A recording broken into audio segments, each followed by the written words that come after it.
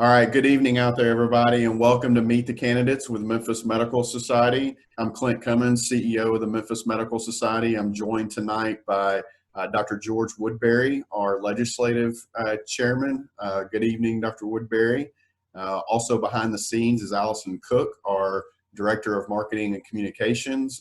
She'll be helping us tonight as well.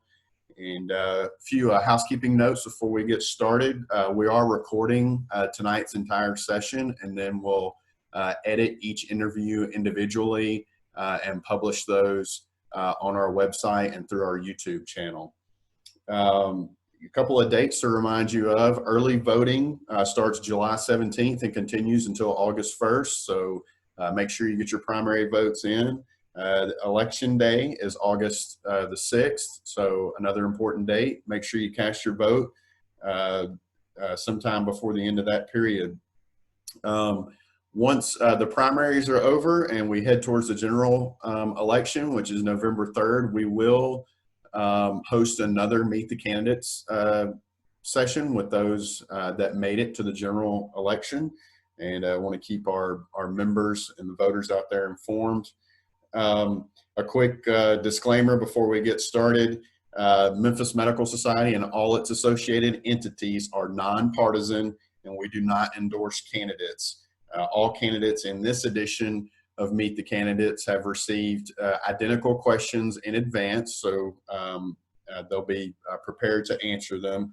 We'll ask 3 questions and then allow some time at the end for both the Q&A, which you can type into the Q&A feature on Zoom, or the candidate will also have some time to say some general comments before we end. So let's get started. Our first candidate tonight from the glorious District 86, Representative Barbara Cooper, running as an incumbent. Representative Cooper, thanks for joining us tonight. Sorry for all those technical difficulties early on, but we're glad we got you connected. Well, thanks for inviting me, and I'd like to thank Allison Cook, too, for helping me get on. No problem.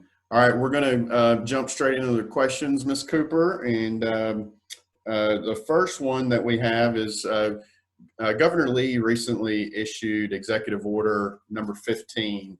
Among the provisions in that order are the ability for nurse practitioners to practice with autonomy. What's your position on the expansion of scope of practice for non-physician providers such as nurse practitioners and physician assistants? First, let me just say this. I am opposed to nurse practitioners doing anything without, if they're not in their training, that's not within their training, that a doctor has to be, if not on site, available to approve what are the decisions they make. Now, I did have a situation that happened to me in the office when the nurses came in and talked about this. And they talked about how badly the health services, I said hospitalizations or nursing clinic services, the services were in the county or in the rural areas, I might say. And they made such a good message on that and stating that they just could not get hold, they couldn't get hold of the doctors, and the people were dying and hospitals closed and they have to travel 100 miles or more to get for people to have access to health care. And I got caught, I think, in that because I certainly don't approve, being a teacher myself, former teacher, that you must have training to do anything. And I'll give you an aside. I had to go to the hospital last year because my blood pressure went up so high. And by 3 o'clock a.m. in the morning, there was no doctor on call, and my blood pressure was at death level. The nurse was very, very concerned about it. But she knew what to do. But she could not do anything. She could not give me that injection without calling the doctor. She called the doctor right in front of me to get permission to tell what was going on with me, and he gave her permission to do so. So that's why I'm able to talk with you today. So I don't mean to sign on to anything that's going to allow any nurse practitioners to do something that doctors must have approval. You must have approval of a physician before you act on any patient. I am totally against that. I just want them to do what they're trained to do, and they must contact the doctor who is available to provide them with the direction on what to do for a patient who is ill. All right, sounds good. And for the record, we're glad you're still here too. uh, moving on to another healthcare issue, there's a lot of difficult decisions being made today that force business owners, parents, policymakers, and others to balance physical health and community health with economic health and that desire for our states and our cities to get back to business. We hear that phrase quite often. Can you just talk us through your thought process when you've got a challenge like that as a policymaker? How do you work through those decisions? Well, you may have reference. You know what's on my mind is that COVID-19, COVID-19, that has been given to us, I guess I would say, by no it was not our decision that happened. This is one of those natural, what you call one of those natural things that happen, the COVID. And there are a lot of decisions that have been making. I take the position that the CDC and the physicians, the specialists, infectionists, on how you're trained to tell us what to do about this. And when they do, we need to listen to them. Now, I'll just tell you a good example, and I'll be short with this. When they decided that, when I say they, the legislature, Tennessee General Assembly, 111 General Assembly, returned back. Now, I left the week before the Assembly decided to close down, because I could see, and from the information I was getting, I knew that I needed to go, especially with me being over 60 years old. But even further than that, when they returned, I didn't think it was time for me to return. I didn't go back. So I'm at home in isolation. I've been out 6 times since March, and those were essential trips that I made. So I don't intend to be out around, and I haven't been around anyone that I can't identify, no groups, just one person at a time. If I had to go, I'd just go to the mailbox, drive in to the bank, drive in to the post office. And I've been around 3 individuals to do essential service for me. So when I get ready to go get my eyes, I'll just be going to the doctor. I know he's going to be observing the distance. So I'm against any decisions being made, especially when we look at the records today. We have a high record in Tennessee where it's increasing. The virus, the coronavirus, is increasing. So why should we not mandate the mask, the hand washing? Of course, the mask, some people are not doing. But thank you for that question. I hope that I really explained my position on this. Yeah, and we're glad you're keeping yourself safe as well. Glad to hear that.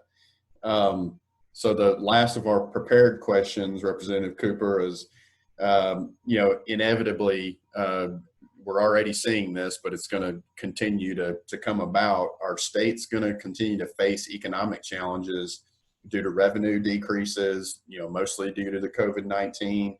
How are you going to prioritize these inevitable cuts? Are you going to cut healthcare spending? And if so, tell us how you would do that. Thank you for that question. I was thinking that you might ask me something about education. But 2 areas, especially 2 areas, should not be cut.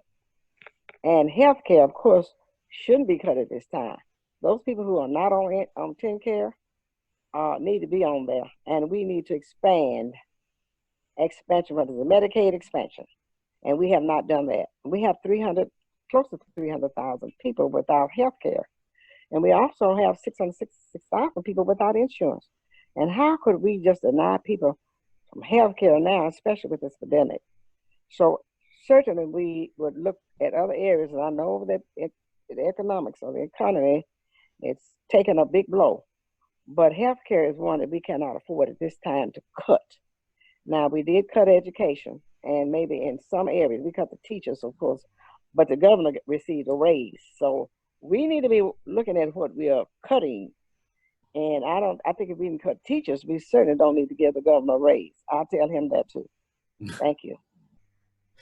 Thank you, Representative Cooper. Okay, we've got a couple minutes left, so I want to, you brought up education, but I want to give you some time here at the end, whether it's education or any other issues that you want to bring up. I mean, our audience is mostly physicians, and while healthcare is at the top of their list, they care about other things too. So if you have other issues you want to talk about, please do. Well, I would like to thank you first for all this interview, and also thank the doctors for always supporting me. I've had great support, and we've had our interviews, our breakfasts, our legislative receptions and breakfast at one time, a couple of times with the doctors. I always enjoy sitting and talking with the physicians. You do a great job. I appreciate your service that you do for our citizens. Without the doctors, I don't think I could have been here as long as I've been here. I know you're looking at my resume and notes, so I started to tell you, but I'm gonna let you look it up. But I've been blessed, and the service that I have provided has been remarkable for the citizens of District 86 and across Tennessee, because sometimes we don't have people patient enough to take their problems and issues seriously. And of course, healthcare is one of those that I sit on the health committee now. This is my first time sitting on there for this term, for this session that I served, and I thoroughly enjoyed it. So I appreciate the doctors. I want the doctors to put their foot down or their feet down on the decisions about going back in to service too soon, because we see what has happened in Florida and other states where they have gone in too soon, and the virus has increased tremendously. And in Tennessee, it's still climbing. I had a report today on that, and it's really disturbing to know that we are not mandating the mask. And we can mandate that mask for those essential workers. And I like to applaud the essential workers who have put their lives on the line to save ours. I mean, it's just no greater service that you can do. And right now, I think I'll have to put teaching second. But teaching and public education are my priorities. That's so, right. But without a good health and without education, we don't even know how to take care of ourselves. So that's why I push education so much. So thank you for this opportunity.